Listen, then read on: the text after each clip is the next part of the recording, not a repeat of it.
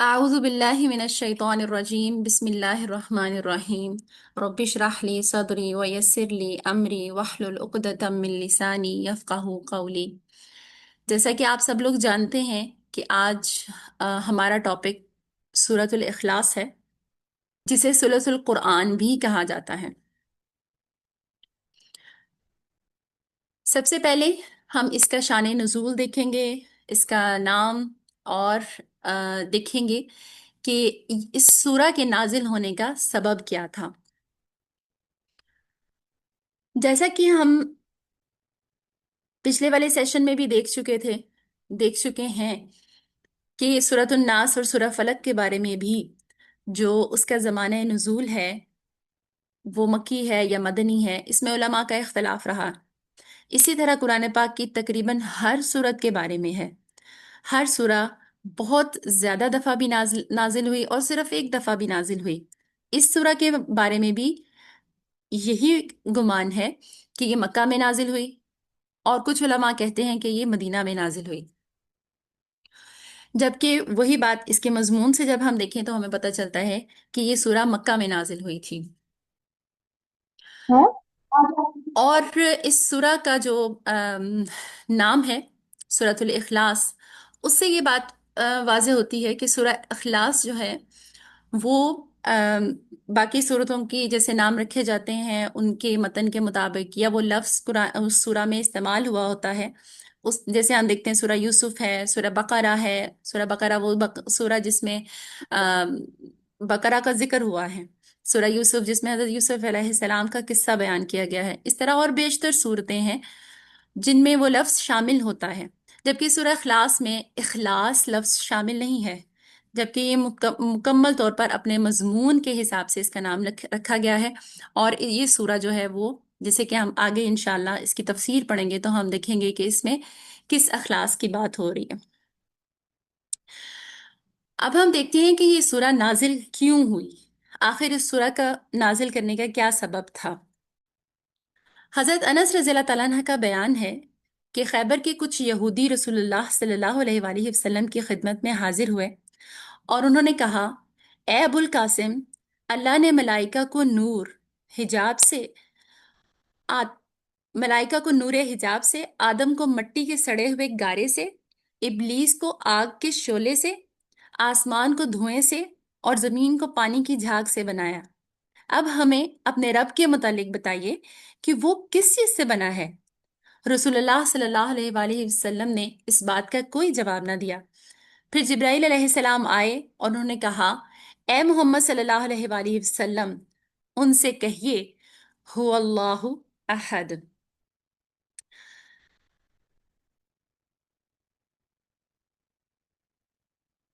یعنی کہ شرک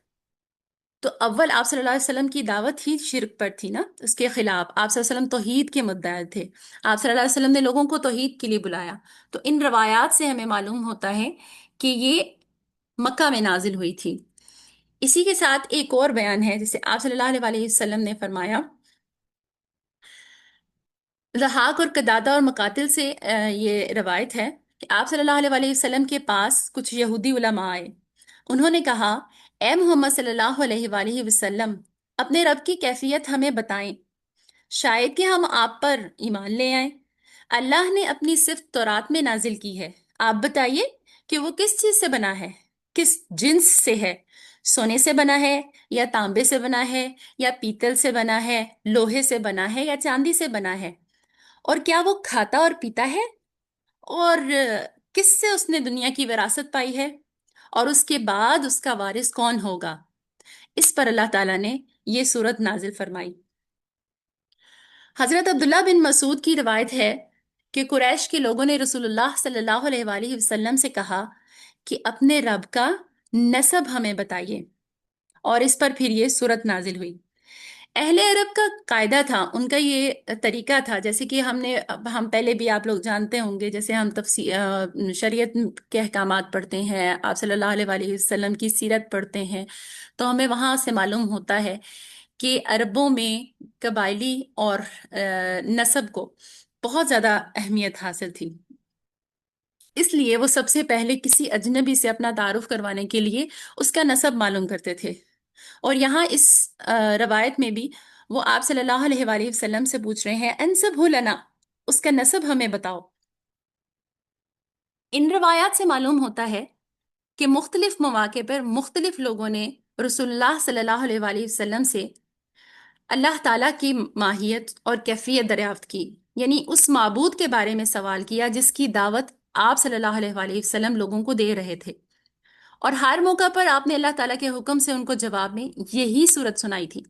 سب سے پہلے یہ سوال مکہ میں قریش کے مشرکین نے آپ سے کیا،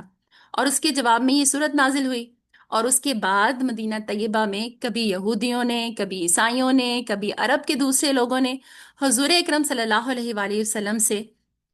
اب اس معبود کی نوعیت کے بارے میں سوال کیا جس کے بارے میں دعوت توحید آپ صلی اللہ علیہ وآلہ وسلم لے کر آئے تھے۔ ہر مرتبہ اللہ تعالیٰ کی طرف سے اشارہ ہوا کہ آپ جواب میں یہی صورت ان کو سنائیے، یعنی یہ سورہ ایک دفعہ نازل نہیں ہوئی، کئی بار بار بار جیسے جیسے اس ویسے حالات ہوتے گئے، جیسے جیسے اس کی ضرورت پیش آتی گئی، جس جس طرح کے سوالات تھے ان تمام سوالوں کے جواب میں اللہ تعالیٰ نے آپ صلی اللہ علیہ وآلہ وسلم کو اس صورت کی طرف یاد دہانی کروائی۔ اس سے یہ بات واضح ہوتی ہے کہ یہ مکہ کے بھی ابتدائی دور میں نازل ہوئی ہے، جب اللہ تعالیٰ کی ذات و صفات کے بارے میں قرآن پاک کی اور مزید جو تفصیل میں آیات نازل ہوئی ہیں، انشاءاللہ اللہ تعالیٰ ہمیں موقع دے گا تو ہم انشاءاللہ ان کے بارے میں بھی دیکھیں گے۔ ان آیات سے بھی پہلے آپ صلی اللہ علیہ وآلہ وسلم پر یہ سورہ نازل ہو گئی تھی، اور رسول اللہ صلی اللہ علیہ وآلہ وسلم کی دعوت اللہ کو سن کر لوگ یہ معلوم کرنا چاہتے تھے کہ آخر آپ کا وہ رب ہے کیسا جس کی بندگی اور عبادت کی طرف آپ ہمیں بلا رہے ہیں۔ اور جو مکہ کا بالکل ابتدائی دور کی یہ نازل شدہ صورت ہونے کا ایک ثبوت ہمیں ملتا ہے حضرت بلال رضی اللہ تعالیٰ عنہ کے واقعے سے، کہ جب آپ سب اس واقعے سے متعارف ہوں گے یقیناً کہ حضرت بلال رضی اللہ تعالیٰ عنہ کا جو آقا تھا امیہ بن خلف، وہ ان کو دھوپ میں تپتی ہوئی ریت پر لٹا دیتا تھا اور ان کے کپڑے بھی اتار دیتا تھا، اور اس تپتی ریت پر لٹانے کے بعد ان پر ایک گرم بڑا پتھر ان کی چھاتی پر رکھ دیا جاتا، صرف اس وجہ سے کہ وہ پکارتے تھے احد احد احد، یعنی کہ میرا رب وہ اکیلا ہے اکیلا ہے اکیلا ہے۔ یہ لفظ احد اسی صورت سے ماخوذ ہے، تو یہاں سے بھی یہ دلیل ملتی ہے کہ یہ سورہ جو ہے وہ بہت ابتدائی دور میں نازل ہوئی تھی۔ اچھا، ایک اور بات ہمیں یہاں سے معلوم ہوتی ہے کہ بت پرست مشرکین ان خداؤں کو پوج رہے تھے جو لکڑی، پتھر، سونے، چاندی یا پھر اس طرح کی مختلف چیزوں سے بنے ہوئے تھے، جیسے کہ ہم دیکھتے ہیں آج بھی کہ بہت سارے لوگ جو ہیں اپنے ہی ہاتھوں سے بنے ہوئے بتوں کی پوجا کر رہے ہوتے ہیں، کوئی پتھر سے بنا ہے، کوئی مٹی سے بنا ہے، کوئی سونے سے بنا ہے، جس کو اپنے معبود سے جتنی محبت شدت سے اندر سے ابھری، اسی حساب سے جو میٹیریل اس کو سب سے زیادہ پسند آیا اس نے اسی سے پکڑ کے اپنا رب بنا لیا۔ یہاں سے ہمیں پتہ چلتا ہے کہ ان کے بت جو تھے وہ شکل بھی رکھتے تھے، صورت بھی رکھتے تھے، جسم بھی رکھتے تھے، یعنی یہ کوئی نئی چیز نہیں ہے، اور ان کی باقاعدہ نسل چلتی تھی، ان کے شوہر بھی ہوتے تھے، ان کی بیویاں بھی ہوتی تھیں، پھر ان کے بچے، حالانکہ کچھ روایات میں آتا ہے ان کی ساس بھی ہوتی تھی، اور ان کو کھانے پینے کی ضرورتیں بھی ہوتی تھیں۔ اور مزے کی بات یہ ہے کہ وہی جو اپنے ہاتھوں سے ان بتوں کو تراشتے تھے وہی اس کے کھانے کے ذمہ دار بھی ہوتے تھے، اور مشرکین کی ایک بہت بڑی تعداد اس بات کو مانتی تھی کہ خدا جو ہے وہ انسانی شکل میں ظاہر ہوتا ہے۔ آج بھی بہت سے ایسے مشرک اس دنیا میں موجود ہیں جو یہ سمجھتے ہیں کہ خدا انسان کے روپ میں اس دنیا میں آتا ہے اور پھر وہ ہماری مدد کرتا ہے، یعنی اس کے علاوہ وہ اس چیز پر قادر نہیں ہے۔ اور جیسے اوتار ہندوؤں میں ہوتا ہے اسی طرح اس دور میں بھی اوتار بنا لیا جاتا تھے، اور عیسائی اگرچہ ایک خدا کو مانتے تھے لیکن پھر بھی ان کا جو خدا تھا اس کا بھی کم از کم ایک بیٹا تو تھا، اور اس کے ساتھ ساتھ روح القدس جو تھا وہ بھی ان کی خدائی میں خدائی کا شرف رکھتا تھا، اس کے اندر حصہ دار ہونے کا شرف تھا اس کا، حتیٰ کہ خدا کی ماں بھی ہوتی تھی، یہاں تک کہ خدا جو تھا وہ، ان کے خدا جو تھے یہودیوں کے، یہودی بھی ایک خدا کو مانتے تھے، ایک ہی خدا کا دعویٰ کرتے تھے، لیکن ان کا خدا بھی جو تھا وہ بھی جسم رکھتا تھا اور اس کے تقاضے تھے، اور اس میں بھی دوسری انسانی صفات شامل تھیں، وہ ٹہلتا بھی تھا، اور وہ بھی یہ عقیدہ رکھتے تھے کہ وہ انسانی شکل میں نمودار ہوتا ہے، اپنے کسی بندے کے ساتھ وہ کشتی بھی لڑ لیتا تھا، اور اس کا بھی ایک عدد بیٹا تھا جو کہ ہم قرآن پاک میں بھی پڑھتے ہیں، عزیر رضی اللہ تعالیٰ عنہ کو وہ اپنے خدا کا بیٹا مانتے تھے۔ اس کے علاوہ یہ مشرکین مکہ، عیسائی اور یہودیوں کے علاوہ مجوسی جو تھے وہ آگ کی پرستش کرتے تھے، آگ کو اپنا رب مانتے تھے، اور جو سابئی تھے وہ ستاروں کو اپنا خدا مانتے تھے۔ اس حالت میں جب یہ بیک گراؤنڈ تھا، اللہ کے رسول صلی اللہ علیہ وآلہ وسلم نے جب دعوت توحید دی اور جب اللہ وحدہ لا شریک کو ماننے کی دعوت دی گئی، تو ان کے ذہن میں یہ سوالات پیدا ہوئے، اور ظاہر ہے یہ ایک لازمی بات تھی، کیونکہ ان کے رب اس طرح کے تھے کہ جس رب کے بارے میں آپ ہمیں بلا رہے ہیں وہ کس قسم کا ہے، اور آ،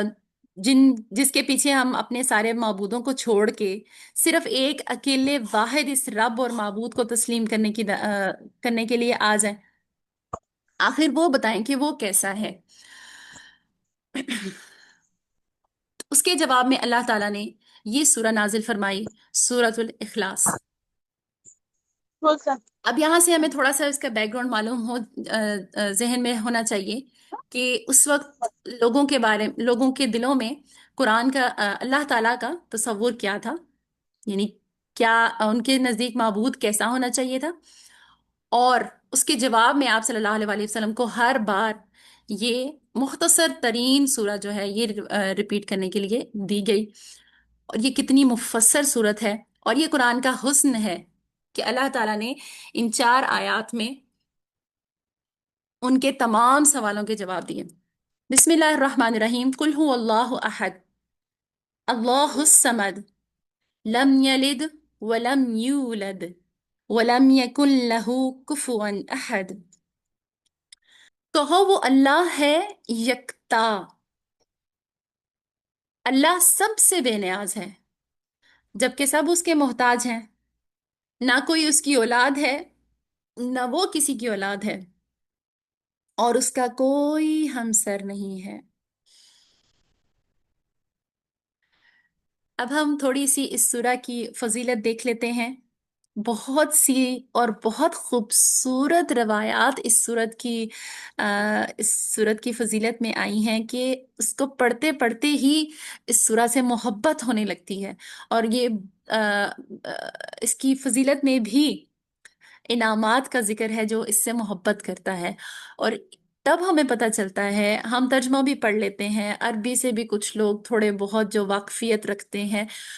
لیکن اس کی روح تک نہیں پہنچ سکتے، پھر بھی اس سے ایک درجہ اوپر چلے جاتے ہیں جب ہم اس کی فضیلت دیکھتے ہیں، کہ دیکھتے ہیں اللہ تعالیٰ کو یہ سورہ کتنی پسند ہے،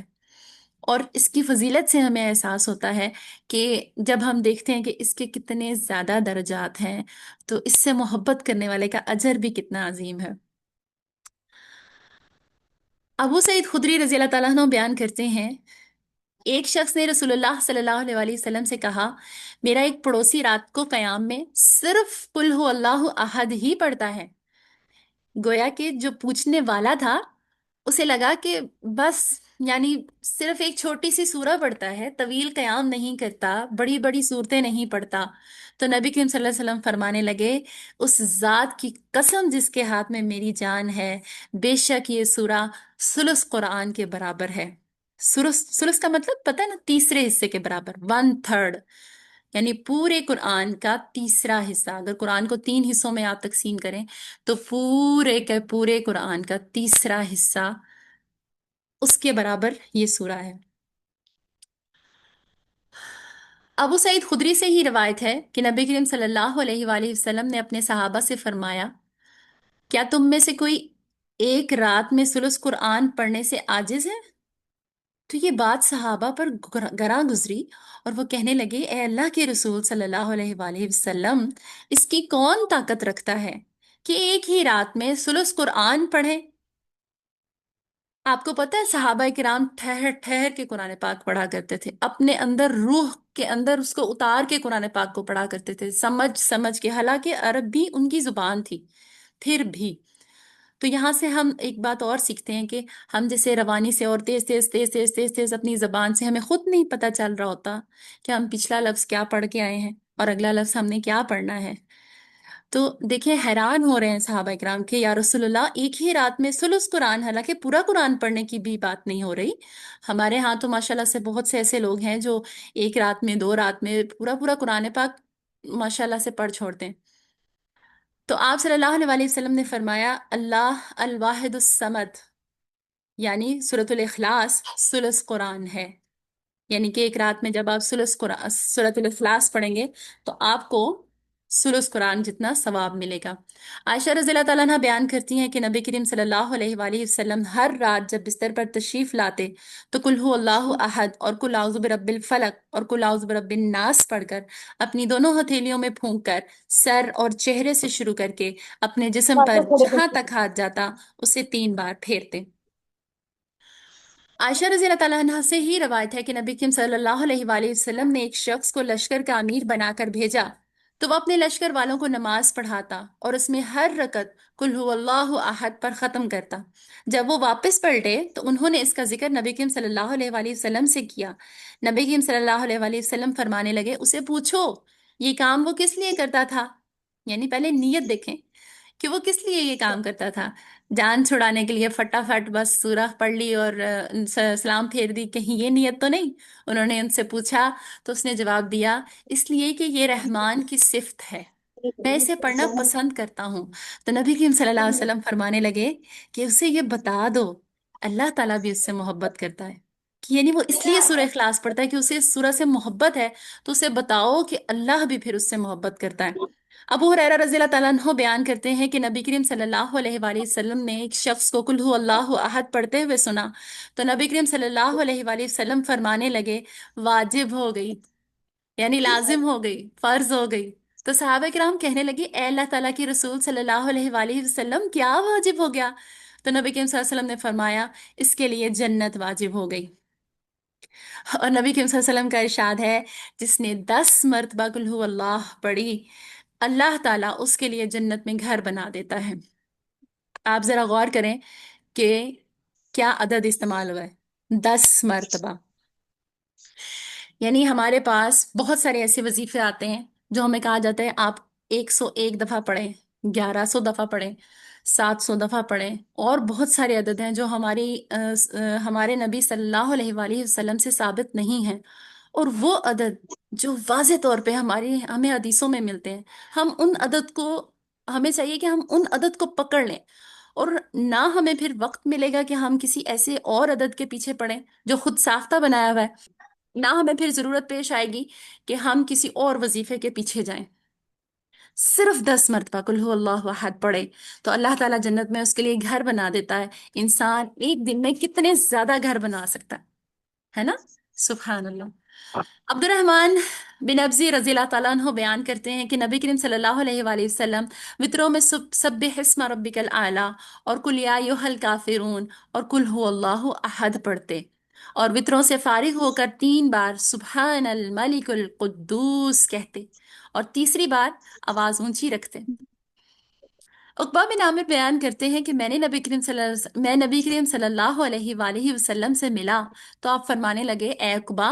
क्या मैं तुम्हें ऐसी सूरतें ना सिखाऊं जो ना तौरात में है, ना इंजील में, ना ज़बूर में, और ना ही कुरान पाक के किसी दूसरे हिस्से में इसके जैसी सूरत है।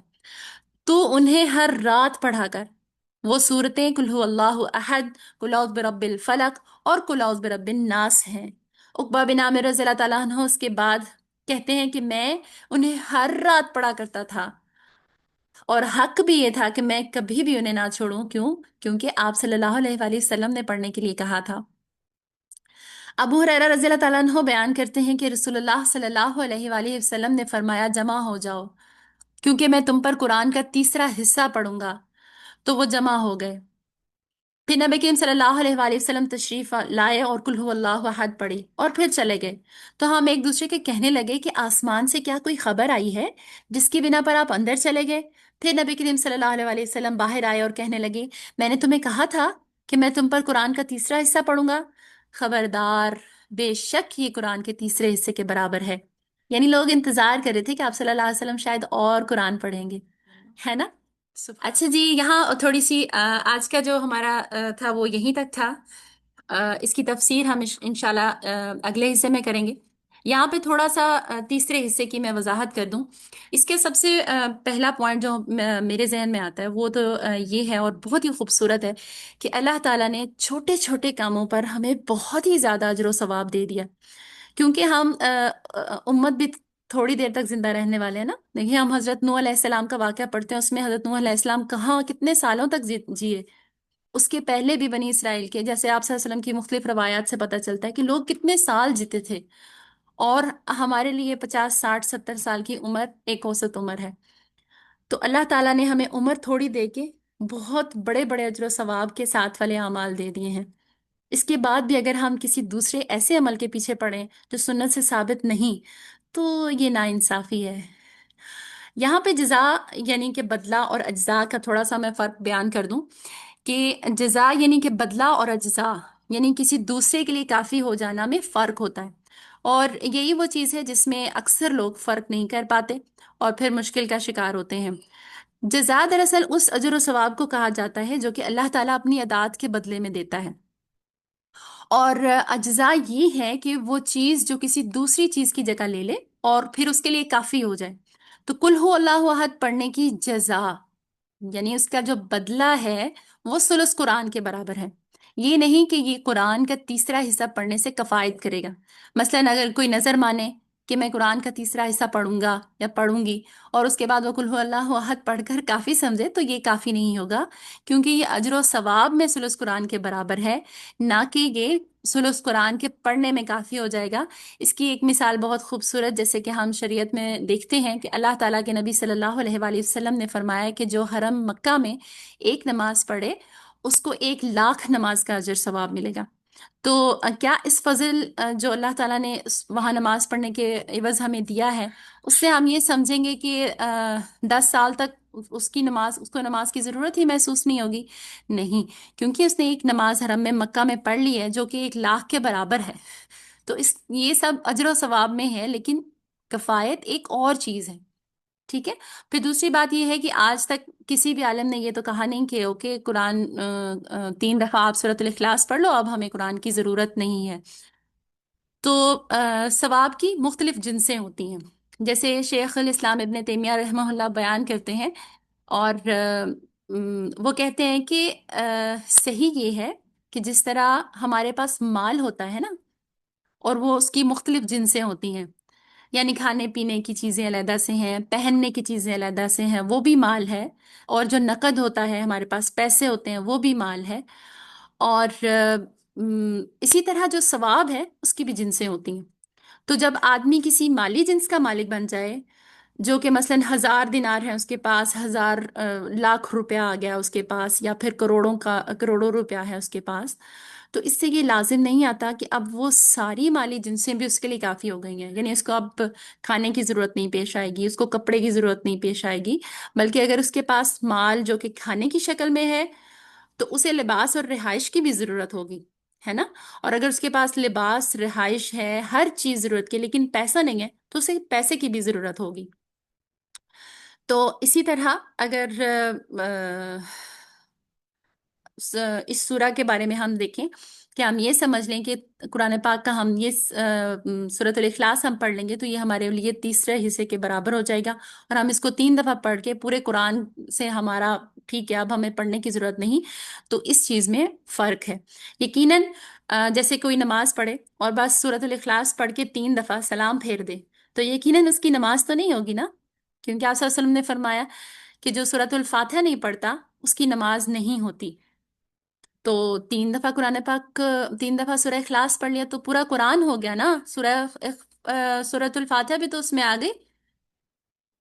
تو یہ چھوٹی سی کنفیوژن تھی، اور آج کا سیشن ہمارا الحمدللہ رب العالمین مکمل ہوا، اور اللہ تعالی ہم سے قبول فرما لے، آمین۔ سبحانک اللہم و بحمدک، اشہد ان لا الہ الا انت، استغفرک و اتوب الیک۔ السلام علیکم ورحمۃ اللہ وبرکاتہ۔